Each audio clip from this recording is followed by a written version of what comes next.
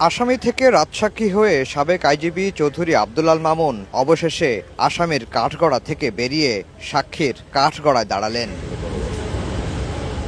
মঙ্গলবার সকাল 11টা 50 মিনিটে সাক্ষ্য দেয়া শুরু করেন জুলাই আন্দোলনের সময় পুলিশ প্রধানের দায়িত্বে থাকা মামুন। তিনি বলেন, 2018 সালের জাতীয় নির্বাচনের আগের রাতে 50% ভোট ব্যালট বাক্সে ভরে রাখতে শেখ হাসিনাকে পরামর্শ দিয়েছিলেন ওই সময় আইজিপি জাবেদ পাটোয়ারি। পুলিশে গোপালগঞ্জ সিন্ডিকেট নিয়েও জবানবন্দি দেন চৌধুরী আব্দুল আল মামুন। ওই সময়কার আইজিপি জাবেদ পাটোয়ারি সাহেবের পরামর্শে এই রাত্রে 50 ভাগ ভোট ব্যালট বাক্সে সিল মেরে ব্যালট ভরে দেওয়ার সিদ্ধান্তটা নিয়েছিলেন তৎকালীন সরকার।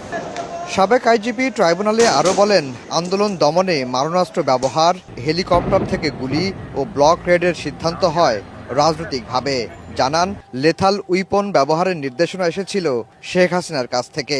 আর সাবেক ডিএমপি কমিশনার হাবিবুর রহমান হাবিব, ডিবির হারুন ছিলেন মারণাস্ত্র ব্যবহারে অতি উৎসাহী। সমন্বয়কদেরকে গ্রেফতার করে ডিবি হেফাজতে রেখে তাদের কাছ থেকে আন্দোলন প্রত্যাহারের সিদ্ধান্তটা ডিজিএফআই থেকে নেওয়া হয়েছিল এবং ডিবিকে এই দায়িত্ব দেওয়া হয়েছিল। এই দায়িত্বটা এক্সিকিউট করেন ডিবি এবং আদেশটা দিয়েছিলেন তৎকালীন স্বরাষ্ট্রমন্ত্রী।